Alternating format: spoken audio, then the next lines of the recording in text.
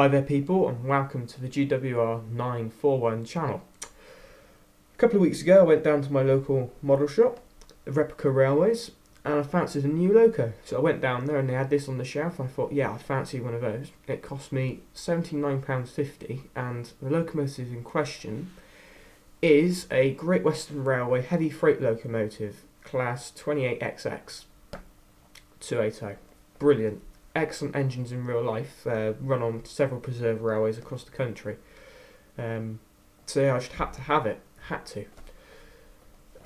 On the back of the box, it's got some brief history of the class and some history on this actual loco, with a nice picture of this loco, 2812. But a couple of things it doesn't say on the back of the box is that the prototype that they built in 1903 underwent two whole years of intense testing on the Great Western Railway before they built the production models, which is what this is a model of. And a couple of things they changed. They increased the size of the cylinders, messed around with the piston valves, and gave it more tractive effort. If you don't know what tractive effort is, it's just grunt. It makes it pull more. Power, basically. They didn't measure engines in horsepower or anything back then. Just too powerful, I suppose. There we go. The loco's DCC ready, so if you wanted to put a chip in there, you can.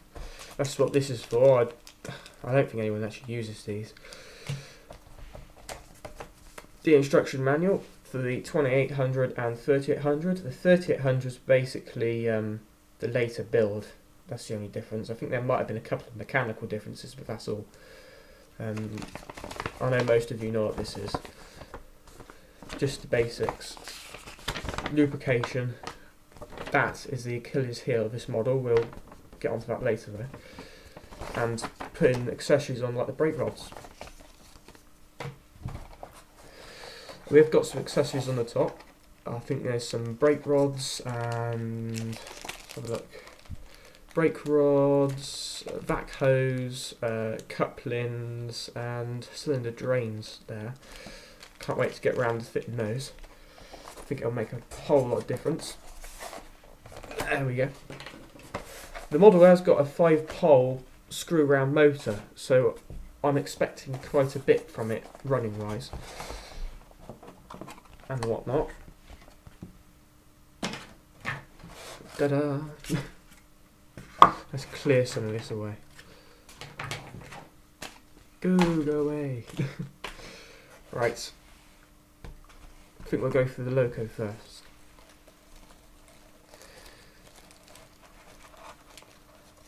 If we can get it out without dropping it.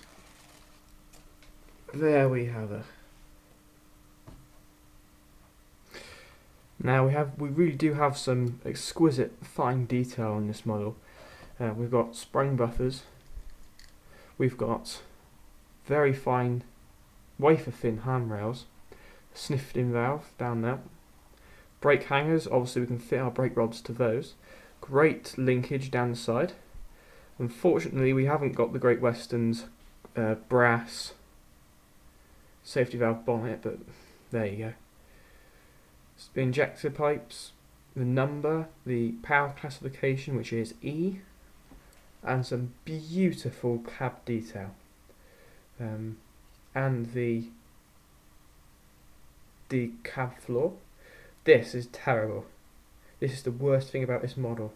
I wish they would have just left this engine coupled up together with this tender, because once you've put this in, you do not want to take this out of the tender. And it's just exactly the same high level of detail on the other side too. Obviously we've got our reverser, lever, or connecting rods, whatever you want to call them, mechanism.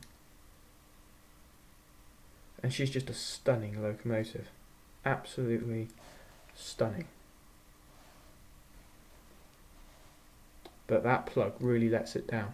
Something terrible. There we've got the locomotive. I suppose we'll have a look at the tender now, which is here.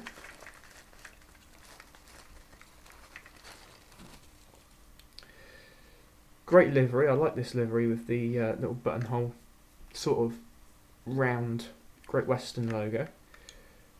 Lots of rivets on the side of the tender. That's where that stupid plug goes in.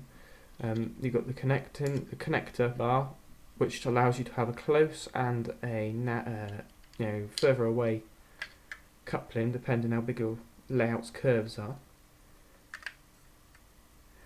Spring buffers, fitted vac pipe, NEM couplings, lots of rivets and details on the top of the tender. Good fake coal. Also, it's just the same around this side. And some great detail here with your handles, your brake handles, and then behind the brake handle there, the level which shows how much water's in the tender, which is good. So not too bad considering them both. I think we'll take them out for a run now. Okay, now before we put the 2800 on the track, there's something we've got to do, and that is to put this stupid plug there into the tender. Now, this is going to be the last time I do this, because I'm either going to make a box for it or butcher the existing one so that I can store it already connected up to the tender, because this is ridiculous. I'm fed up with it. It is so difficult to get out. It's not too easy to get in either. And it's just not worth it, to be honest, because I'm going to end up breaking this. I mean, I've already nearly broken the foot plate part of the loco.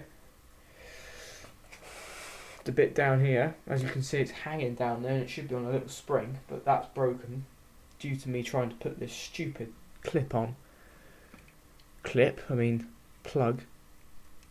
Okay, so we connect it up like that, and then somehow put that down in there, something like that. I think other Hornby locos have got this sort of weird way of doing things too. Okay, well, I've connected it up and it took an absolute age. I hate it. I hate this plug. A friend of mine's got a different version of this locomotive. He's got the 38, and he actually broke that plug trying to put that in. If you are a little bit heavy-handed, or maybe you're a bit younger and you're not confident at this, and you get a locomotive from Hornby that's got this plug, get your dad to do it or something, because you'll only break it. It's not worth it. And I do highly suggest you store it with this plugged in. It's silly. Hornby should have designed the box like Bachmann so that the tender and locomotive can be disconnected if wanted to, but as you get it, it's connected, so you can just take it out of the box and put it on the track. Simple. Okay, now that little rant is over, we can carry on with the video and I can give you a bit more history upon the class. So, in 1903 the prototype was built and they carried on production in 1905 with the improvements. They were the first 280s to be built in Great Britain, and they were so good that when British Railways were formed in 1947, when they did their locomotive exchange trials to find out what bits of the Big Four's locomotives were the best, they put on test a Great Western 28, an 8F, a WD 280 and 210. All the other locomotives were a hell of a lot younger than the 28s, yet the 28 come out on top. Just shows you how good Churchwood's design was in the first place. Very good. But what can I say, it's Great Western. Right, let's move her off, see what she's like.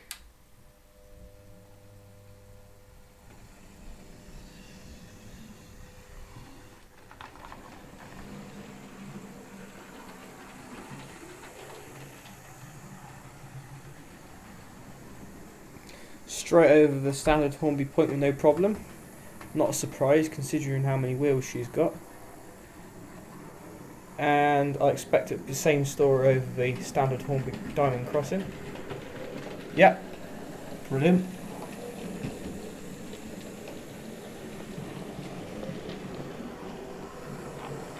And 28s and 38s from Hornby suit so many different layouts and periods. I mean, they produce them in different GWR liveries, BR liveries.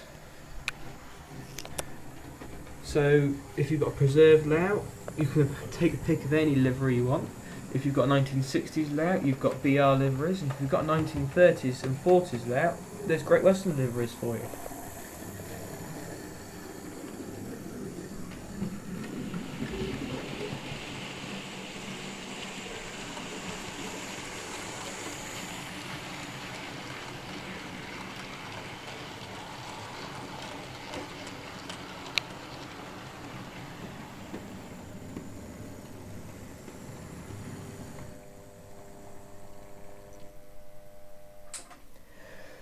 The Hornby 2800 class then, Great Western 2800 class, can I recommend it? Do you know what? I can't.